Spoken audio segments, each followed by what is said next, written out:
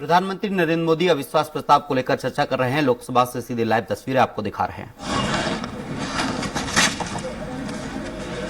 करीब सभी के विचार मुझ तक विस्तार से पहुंचे भी हैं। मैंने स्वयं भी कुछ भाषण सुने भी हैं। आदरणीय अध्यक्ष जी, देश की जनता ने हमारी सरकार के प्रति बार बार जो विश्वास जताया है, मैं आज देश के कोटि कोटि नागरिकों का आभार व्यक्त करने के लिए उपस्थित हुआ हूं।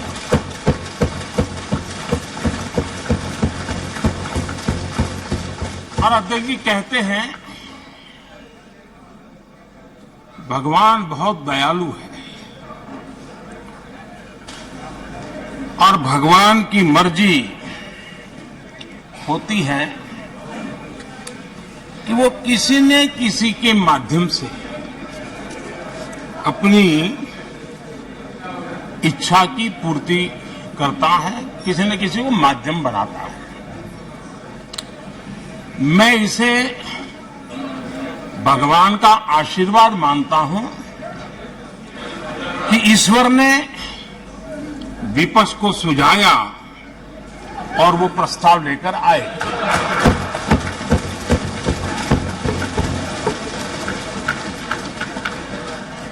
दो 2018 में भी ये ईश्वर का ही आदेश था, जब विपक्ष के मेरे साथी अविश्वास प्रस्ताव लेकर के आए थे। उस समय भी मैंने कहा था कि अविश्वास प्रस्ताव हमारी सरकार का फ्लोर टेस्ट नहीं है। मैंने उस दिन कहा था, बल्कि ये उन्हीं का फ्लोर टेस्ट है। ये मैंने उस दिन भी कहा और हुआ भी वही। जब मतदान हुआ तो विपक्ष के पास जितने वोट थे उतने वोट भी वो जमा नहीं कर पाए थे।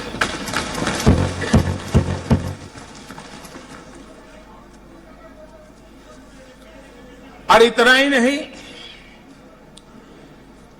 जब हम सब जनता के पास गए तो जनता ने भी पूरी ताकत के साथ इनके लिए नो कॉन्फिडेंस घोषित कर दिया। और चुनाव में एनडीए को भी ज्यादा सीटें मिली और भाजपा को भी ज्यादा सीटें मिली। यानी एक तरह से विपक्ष का अविश्वास प्रस्ताव हमारे लिए शुभ होता है।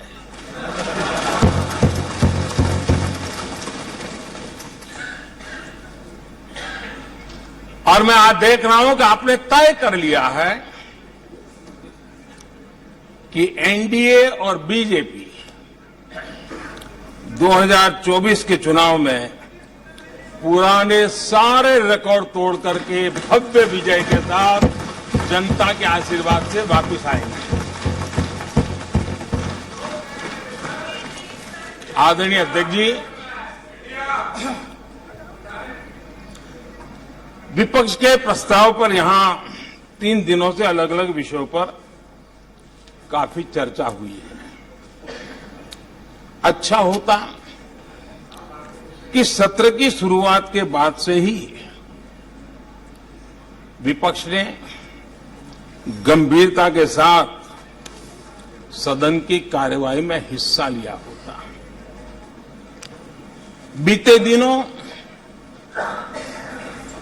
इसी सदन ने और हमारे दोनों सदन ने Jan Vishwas bill,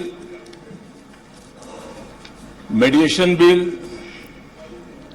dental commission bill, आदिवासियों के लिए जुड़े हुए bill, digital data protection bill, national research foundation bill, coastal aquaculture से जुड़ा बिल, ऐसे कई महत्वपूर्ण बिल यहां पारित किए और ये ऐसे बिल थे जो हमारे फिशरमैन के हक के लिए थे और उसका सबसे ज्यादा लाभ केरल को होना था और केरल के सांसदों से ज्यादा अपेक्षा थी कि ऐसे बिल पर तो अच्छे ढंग से हिस्सा लेते,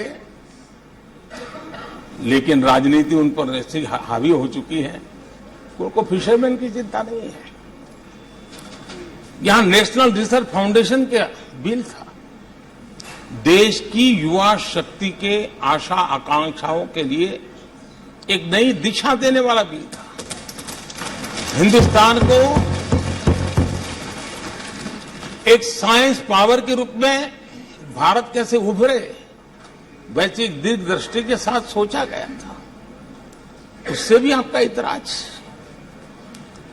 डिजिटल डाटा प्रोटेक्शन बिल, ये बिल अपने आप में देश के युवाओं के जज्बे में जिस बात आज प्रमुखता से है उससे जुड़ा हुआ था।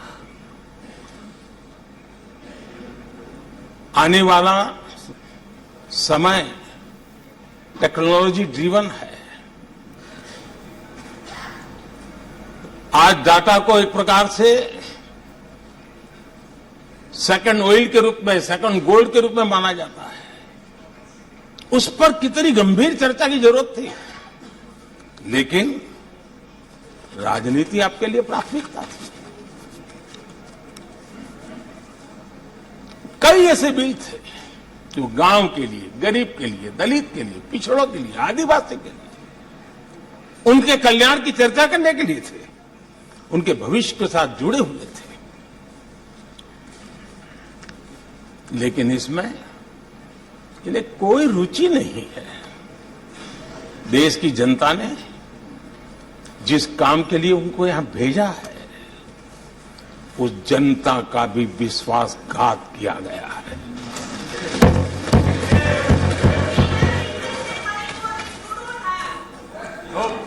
विपक्ष के कुछ दलों के लिए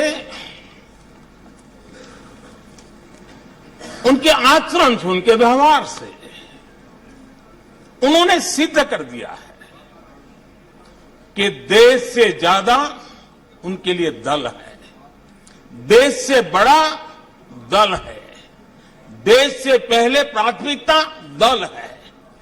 मैं समझता हूं आपको गरीब के भूख की चिंता नहीं है, सत्ता की भूख, यही आपके दिमाग पे सवार है। आपको देश के युवाओं के भविष्य की परवाह नहीं है, आपको अपने राजनीतिक भविष्य की चिंता है। और माननीय अध्यक्ष जी, आप झूठे एक दिन सदन चलने भी दिया, किस काम के लिए?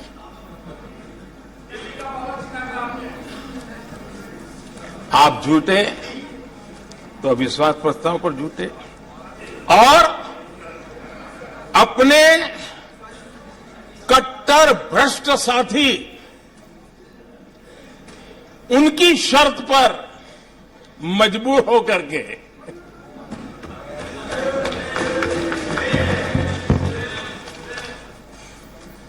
और इस अविश्वास पर प्रस्ताव पर भी आपने कैसी चर्चा की? और तो मैं तो देख रहा हूं सोशल मीडिया में आपके दरबारी भी बहुत दुखी है। ये हाल है आपका। और अध्यक्ष जी देखिए, मजा है इस डिबेट का कि फील्डिंग विपक्ष ने ऑर्गेनाइज की, लेकिन चौके छक्के यहीं से लगे।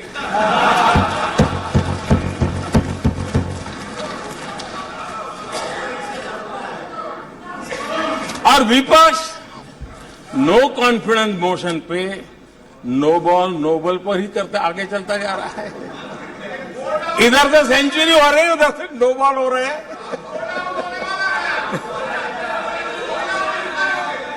अध्यक्ष जी, मैं हमारे विपक्ष के साथियों से यही कहूंगा कि आप तैयारी करके क्यों नहीं आते जी? थोड़ी मेहनत कीजिए। और मैंने 5 साल दिया आपको मेहनत करने के लिए। 18 में कहा था कि 23 में आप आना, जरूर आना। 5 साल भी नहीं कर पाए आप। क्या हाल है आप लोगों का, क्या दारिद्र्य है।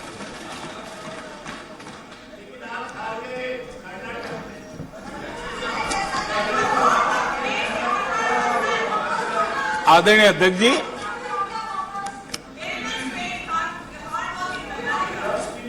विपक्ष के हमारे साथियों को दिखास की, छपास की बहुत इच्छा रहती है, पर स्वाभाविक है। लेकिन आप ये मत भूलिए कि देश भी आपको देख रहा है। आपके एक एक शब्द को देश गौर से सुन रहा है। लेकिन हर बार देश को आपने निराशा के सिवाय कुछ नहीं दिया है। और विपक्ष के रवैये पर भी मैं कहूंगा, जिनके खुद के वही खाते बिगड़े हुए हैं, जिनके वही खाते खुद के बिगड़े हुए हैं, वो भी हमसे हमारा हिसाब लिए फिरते हैं। माननीय अध्यक्ष जी, इस अविश्वास प्रस्ताव में कुछ चीजें तो ऐसी विचित्र नजर आई जो न पहले कभी सुना है, न देखा है, न कभी कल्पना की है। सबसे बड़े विपक्षी दल के नेता को बोलने की सूची में नाम ही नहीं था। और पिछले उदाहरण देखिए आप।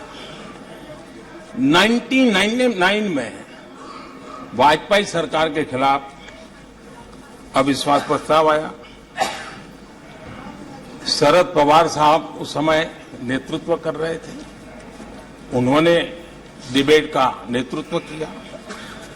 2003 में अटल जी की सरकार थी। सोनिया जी विपक्ष की नेता थी। उन्होंने लीड ली। उन्होंने विस्तार से अविश्वास प्रस्ताव रखा। 2018 में खड़गे जी थे विपक्ष के नेता। उन्होंने प्रोमिनेंटली विषय को आगे बढ़ाया। लेकिन इस बार अधीर बाबू को क्या हाल हो गया? उनकी पार्टी ने उन्हें बोलने का मौका नहीं दिया।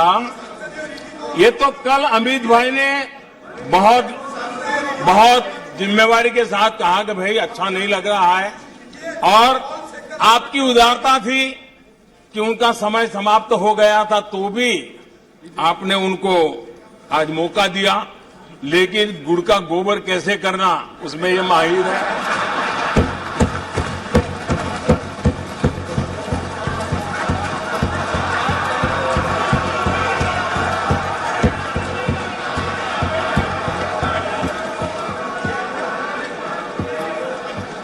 मैं नहीं जानता हूं कि आखिर आपकी मजबूरी क्या है। क्यों अधीर बाबू को दरकिनार कर दिया गया? पता नहीं, कलकत्ता से कोई फोन आया हो।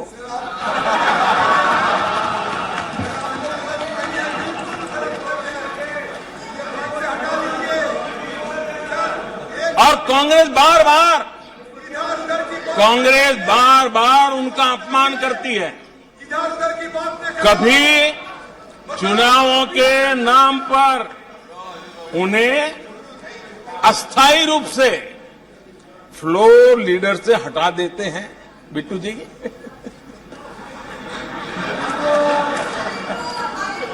हम अधीर बाबू के प्रति अपनी पूरी संवेदना व्यक्त करते हैं।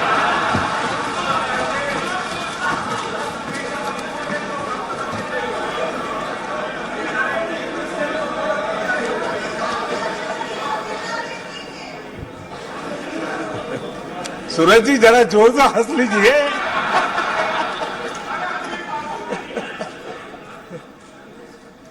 आदरणीय अध्यक्ष जी,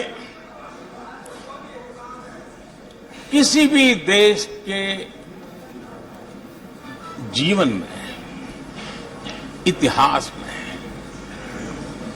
एक समय ऐसा आता है जब वो पुरानी बंदिशों को तोड़ करके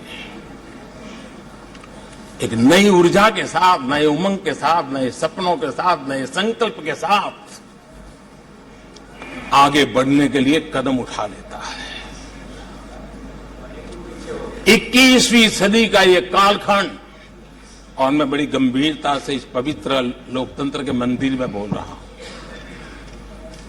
और लंबे अनुभव के बाद बोल रहा हूं कि ये कालखंड, सदी का ये वो कालखंड है जो भारत के लिए हर सपने सिद्ध करने का अवसर हमारे चरण पर। और हम सब ऐसे टाइम पीरियड में हैं, चाहे हम हैं, चाहे आप हैं, देश के कोटि कोटि जन है, ये टाइम पीरियड बहुत अहम है, बड़ा महत्वपूर्ण है बदलते हुए विश्व में। और मैं इन शब्दों को भी बड़े विश्वास से कहना चाहता हूं कि ये कालखंड जो घड़ेगा उसका प्रभाव इस देश पर आने वाले 1000 साल तक रहने वाला है। 140 करोड़ देशवासियों का पुरुषार्थ इस कालखंड में अपने पराक्रम से, अपने पुरुषार्थ से, अपनी शक्ति से, अपने सामर्थ्य से जो करेगा वो आने वाले 1000 साल की मजबूत नींव रखने वाला है। और इसलिए इस कालखंड में हम सबका बहुत बड़ा दायित्व है, बहुत बड़ी जिम्मेवारी है।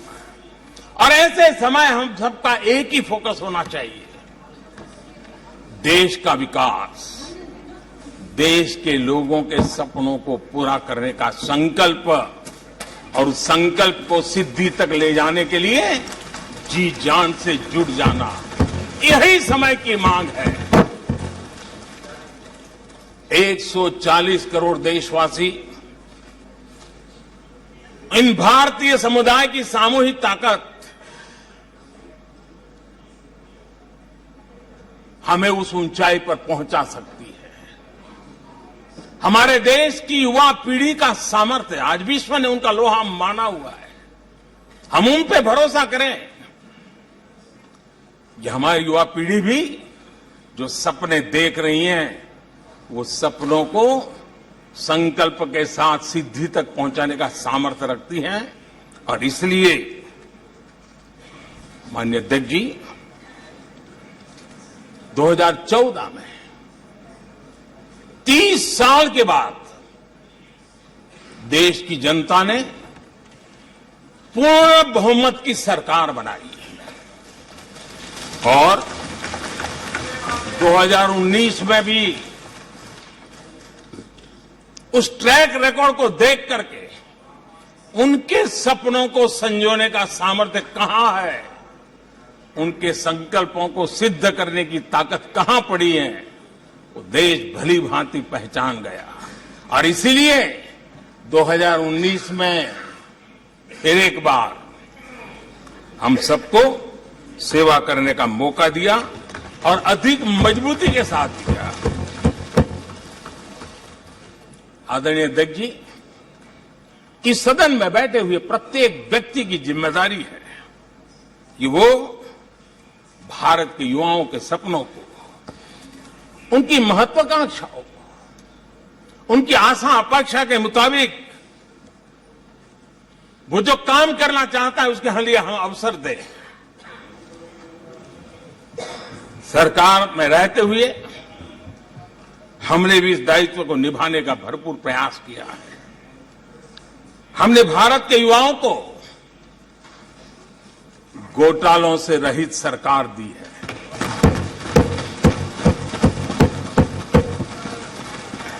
हमने भारत के युवाओं को, आज के हमारे प्रोफेशनल्स को खुले आसमान में उड़ने के लिए हौसला दिया है, अवसर दिया है। हमने दुनिया में भारत की बिगड़ी हुई साख उसको भी संभाला है और उसे फिर एक बार नई ऊंचाइयों पर ले गए हैं। अभी भी कुछ लोग कोशिश कर रहे हैं कि दुनिया में हमारी साख को दाग लग जाए, लेकिन दुनिया अब देश को जान चुकी है। दुनिया के भविष्य में भारत किस प्रकार से योगदान दे सकता है, ये विश्व का विश्वास बढ़ता चला जा रहा है। और इस दौरान हमारे विपक्ष के साथियों ने क्या किया? जब इतनी सानुकूल वातावरण, चारों तरफ संभावनाएं ही संभावनाएं, इन्होंने अविश्वास के प्रस्ताव की आड़ में जनता के आत्मविश्वास को तोड़ने की विफल कोशिश की है। आज भारत के युवा रिकॉर्ड संख्या में नए स्टार्टअप लेकर के दुनिया को चकित कर रहे हैं। आज भारत में रिकॉर्ड विदेशी निवेश आ रहा है। आज भारत का एक्सपोर्ट नई बुलंदी को छू रहा है। आज भारत की कोई भी अच्छी बात ये सुन नहीं सकते। यही उनकी अवस्था है। आज गरीब के दिल में अपने सपने पूरा करने का भरोसा पैदा हुआ है। आज देश में गरीबी तेजी से घट रही है। नीति आयोग के रिपोर्ट के अनुसार पिछले 5 साल में 13.5 करोड़ लोग गरीबी से बाहर आए हैं। आदरणीय अध्यक्ष जी, आईएमएफ अपने एक वर्किंग पेपर में लिखता है कि भारत ने अति गरीबी को करीब करीब खत्म कर दिया है। आईएमएफ ने भारत के डीबीटी के और दूसरे हमारे सोशल वेलफेयर स्कीम के लिए आईएमएफ ने इसे कहा है, ये लॉजिस्टिकल मार्वल है। आदरणीय अध्यक्ष जी, डब्ल्यूएचओ ने कहा है, आदरणीय अध्यक्ष जी, वर्ल्ड हेल्थ ऑर्गेनाइजेशन ने कहा है कि जल जीवन मिशन के जरिए भारत में 4 लाख लोगों की जान बच रही है। ये 4 लाख कौन है? मेरे गरीब, पीड़ित, शोषित, वंचित परिवारों के मेरे स्वजन है। हमारे परिवार के निचले तबके में जिंदगी गुजारने के लिए जो मजबूर हुए, उनके जन हैं। ऐसे 4 लाख लोगों की जान बचने की बात डब्ल्यूएचओ कह रहा है। माननीय अध्यक्ष जी, डब्ल्यूएचओ स्वच्छ भारत अभियान का एनालिसिस करके के कहता है कि स्वच्छ भारत अभियान से 3 लाख लोगों को मरने से बचाया गया है।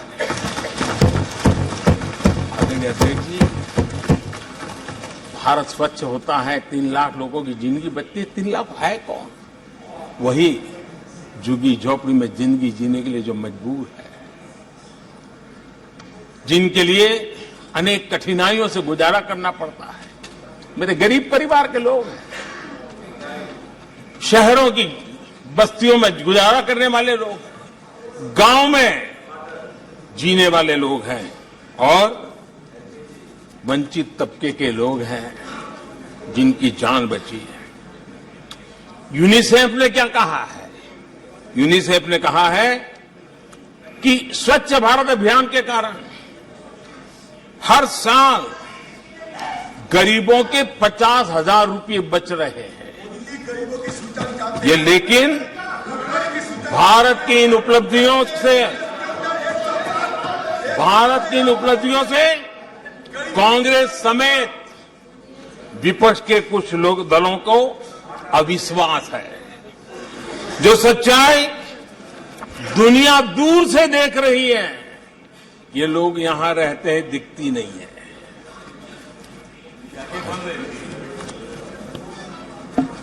आदरणीय अध्यक्ष जी,